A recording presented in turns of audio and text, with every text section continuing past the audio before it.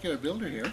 Well, we're finally ready to dress our lady today. We've got her panties, and we've got our plaster, and we're going to get to work here.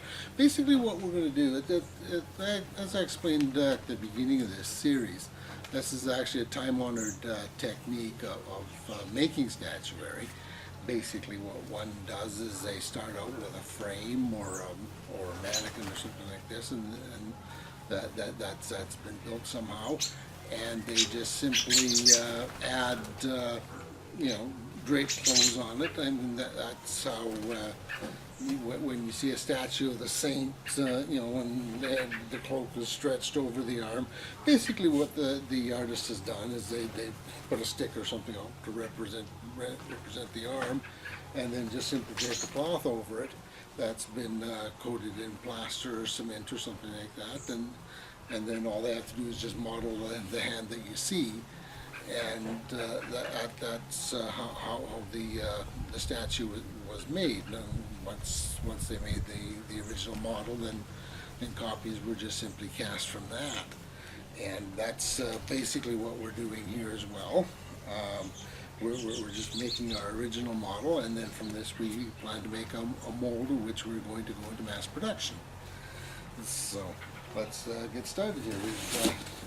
We've got our plaster like normal, and somewhere around here I had my, it's inside, there it is.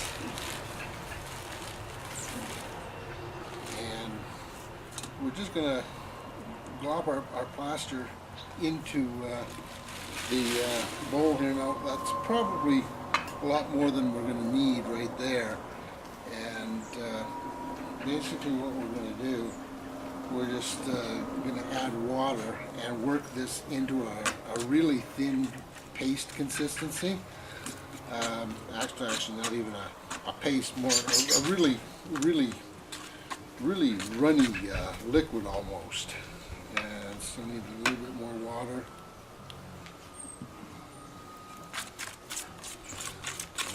Because we want to work on all the lumps, and it's basically a free flowing liquid that's going to coat the material, and will be enough to hold the material's form, and we just keep on mixing. You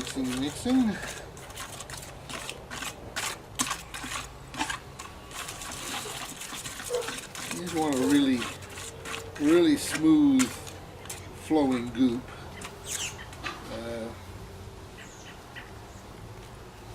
A little bit more water yet. I want this to be quite runny.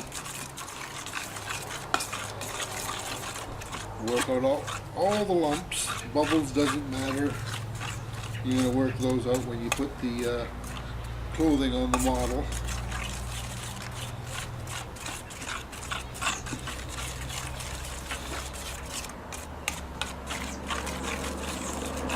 There we go. That's nice runny consistency there.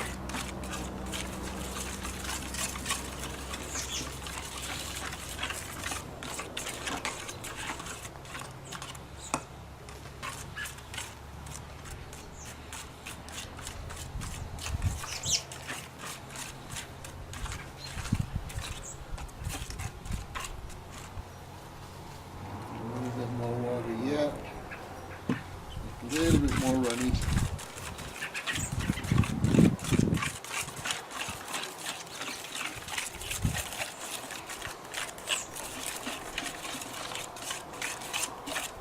Basically what you're after is a zero slump mixture.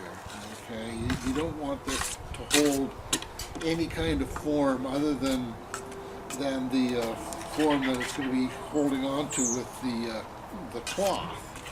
Because the cloth will be the form, and you're just making it so that the cloth is sticking.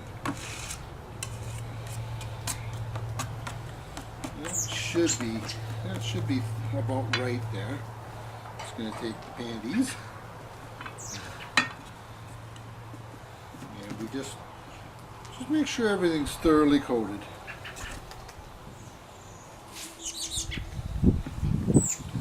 And we might even add a little bit more water. Yeah, but I still think this is a little too thick.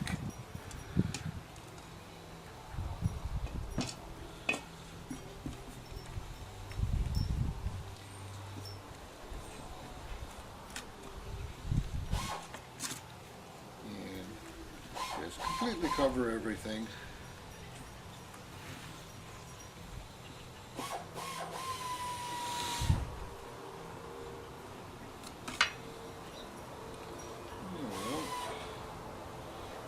Make sure no front and back. I'm going to dress her backwards, I guess.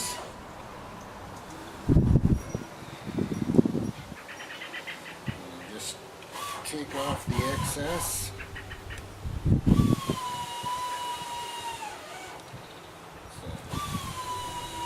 Considerable amount of excess here.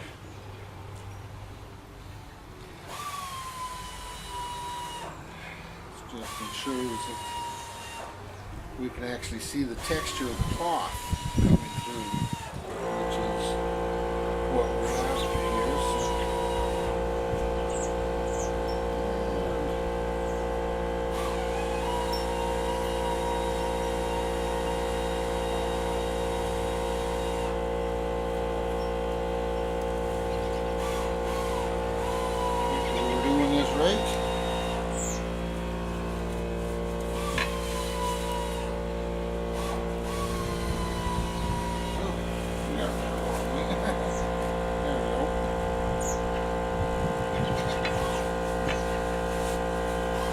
I say, as a man, I usually do this the other way.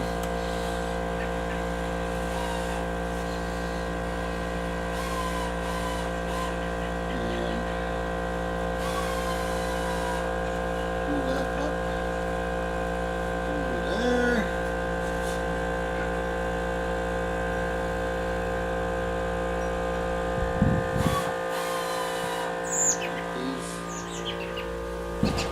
High on the hip here, so make sure that goes up. Take out the folds and the wrinkles.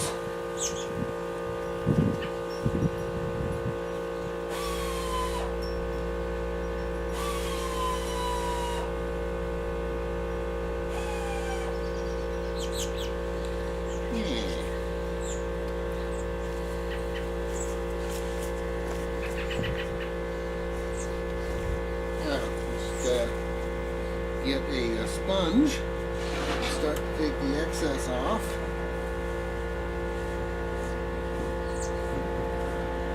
You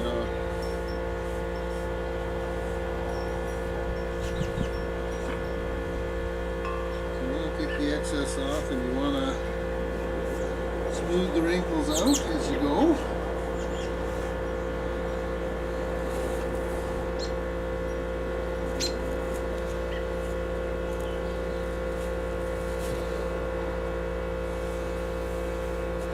To apologize for my neighbor's air compressor.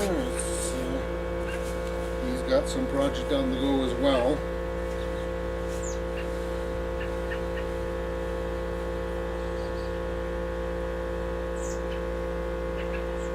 There we go.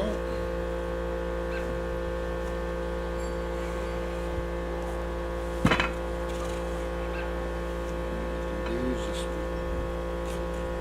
put a little more into the top edge there, just to seal that in where you want that. Another reason for having it nice and goopy.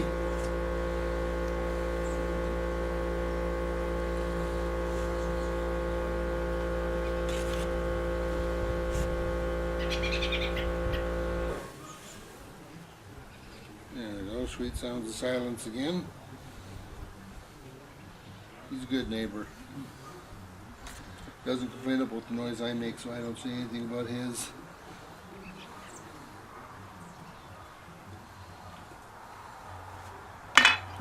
And just take your sponge, just dab off the excess. What this does is just gives you a nice clean line for when the latex comes by. You don't want to be having latex going behind where the panties were, so you want to have that. You want to see the detail of the material, but you don't want to have big holes where the latex can pool.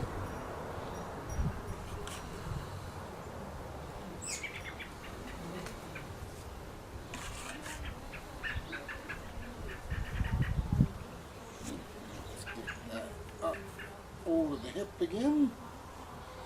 Right. Just run these in a nice arch.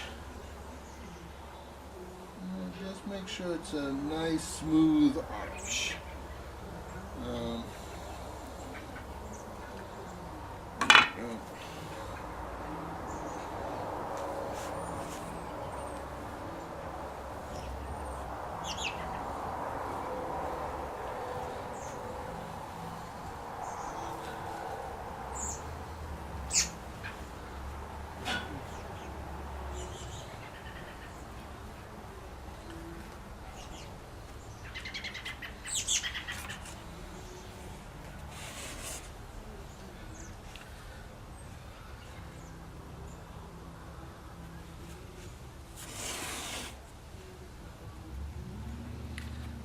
Just fill in that gap there all the way around, and you don't want to do down the edges, down anywhere where latex can get in and pool.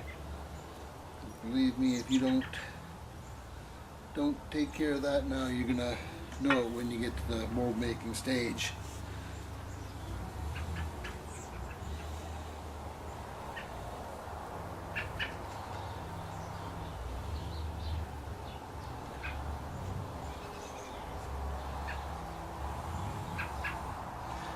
Just continue on, work patiently, do your cleanup as you go along, and that's about all there is to it. So here's the final look of our planter. Still got a little bit of sanding to do, and then we need to seal it before we actually make the mold. But basically what you see is going to be the final product now, except it'll be in cement. Now we're just letting everything dry. Like I said, like when you're at this stage, take your time, do everything right. The mistakes you make now will be forever cast in concrete once you make your mold and start knocking off copies. So do take your time and try to minimize any kind of problems you might have. Go over all the material with the sponge.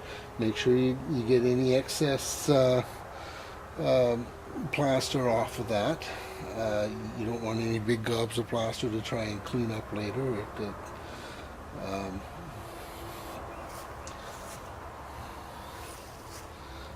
It just makes it easier if you clean it up while it's still wet. There's a bunch of little details here. We'll just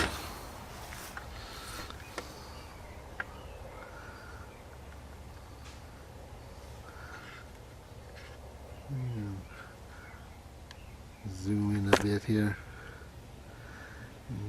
See, I did put some folds in the material. They just kind of did that themselves, but it adds to the effect, what we're after. And then the inside, is of course all nice and round. It just needs one more sanding and we're ready to go on it here.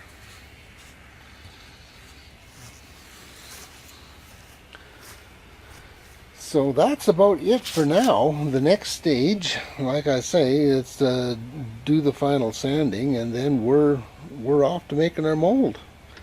Happy casting!